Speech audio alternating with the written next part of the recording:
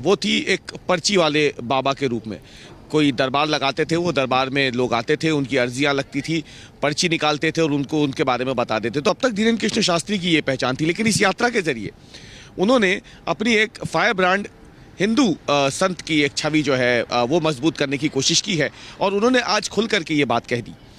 एक सवाल जब उनसे पूछा तो उन्होंने बताया कि अब तक जो उनकी पहचान थी दरबार लगाने वाले संत की, कथावाचक के तौर पे, लेकिन अब वो उनकी पहचान नहीं रहेगी। उन्होंने कहा कि अब मैं इससे आगे बढ़ने वाला हूँ।